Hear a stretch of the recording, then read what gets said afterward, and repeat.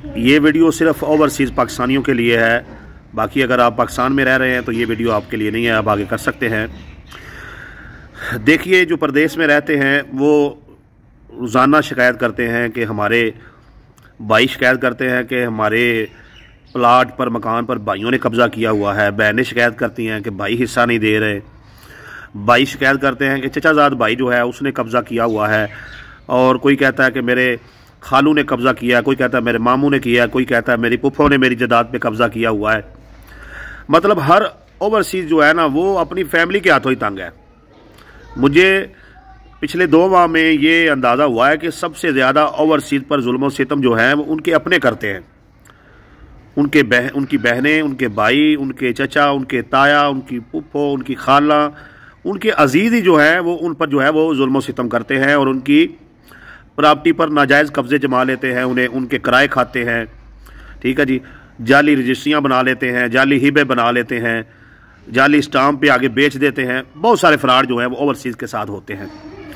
तो सिर्फ एक नुक्ता है, अगर आपने उस पर अमल कर लिया तो यकीन जाने आपके साथ जो है वो पाकिस्तान में ये फिर फ्रॉड नहीं होगा।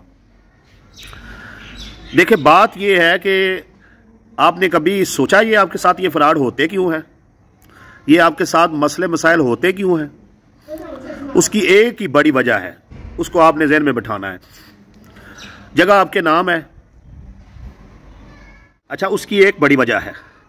देखिए, बात यह है कि अगर वालिदैन जो हैं वो प्रदेश में चले जाते हैं और बच्चे जो है वो पीछे माँ के पास रहते हैं, तो अब माँ का काम है ना कि उन बच्चों को वालिद का बताए, वालिद से बात करवाए, वालिद का एहतराम करना सिखाए, वालिद की मोहब्बत जो है वो बच्चों के दिल में डाले। ठीक है ना जी। तो जब तक इसकी बाकायदा जो है वो बच्चे की तरबियत नहीं की जाएगी, उसके दिल में वालिद का एहतराम, वालिद की मोहब्बत उस तरीके से नहीं आएगी जिस तरीके से आनी चाहिए।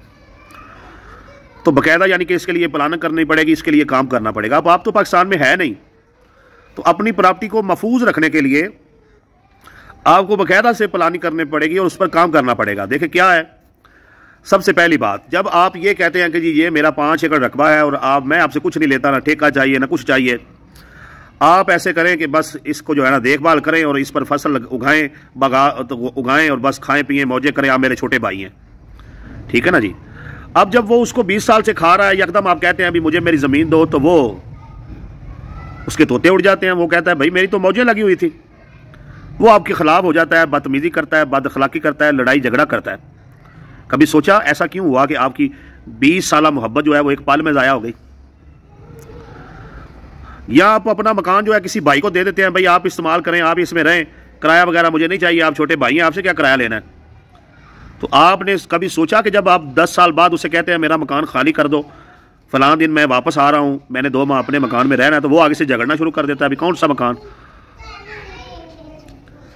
कभी आपने सोचा कि आप पाकिस्तान में अपनी दुकान जो है वो छोटे भाई को देकर चले गए, अपने किसी रिश्तेदार को देकर चले गए, और आप उनसे कभी जो है वो किराया ले लिया, कभी ना लिया, और यकदम जब आप उसे कहते हैं कि भाई दुकान का किराया दिया करो, और अब महंगाई बड़ी हो गई है, तो मेरे भी बच्चे जवान हो गए हैं, मेरी भी इधर ज़रूरतें हैं, कुछ पैसों की ज़रूरत भी है, तो तुम 10 साल से मेरी दुकान में बैठे हो, तो चलो 5 लाख रुपए की ज़रूरत है, भेज दो। तो वो आगे से उसके तेवर बदल जाते हैं।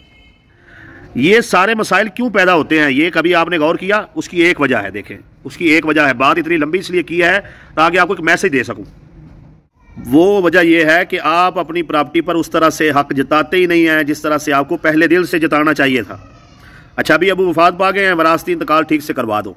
अच्छा, अभी अबू वफात पा गए हैं, अब इन दुकानों को, मकानात को, ज़मीनों को अच्छे अंदाज से बांट लें।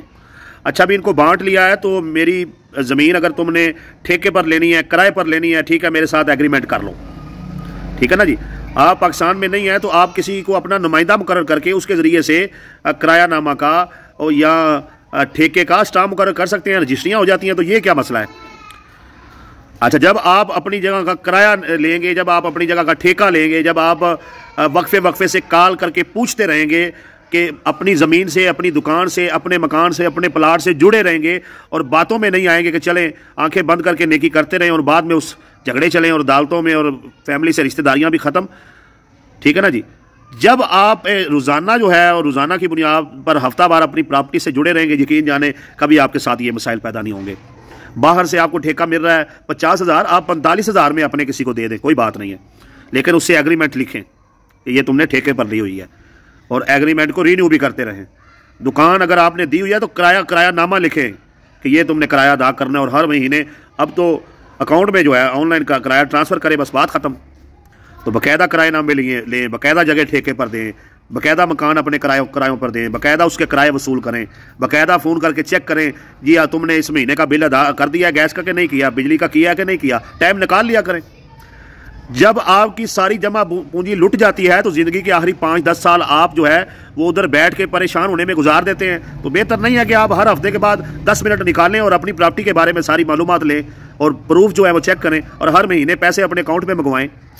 जब आपने ये काम कर लिया कि आपने फ्री में मुफ्ती जो है वो मकान अपने रिश्तेदारों के हवाले करने छोड़ दिए, बगैर किराए के दुकानें हवाले करनी छोड़ दी, बगैर ठेके की ज़मीनें देनी छोड़ दी, उस दिन मैं आपको ये यकीन दिलाता हूँ कि इंशाअल्लाह ताला 100 में से 95% जो है ये कब्ज़े और ये लड़ाई झगड़े जो हैं ओवरसीज़ पाकिस्तानियों के ख़त्म हो जाएंगे।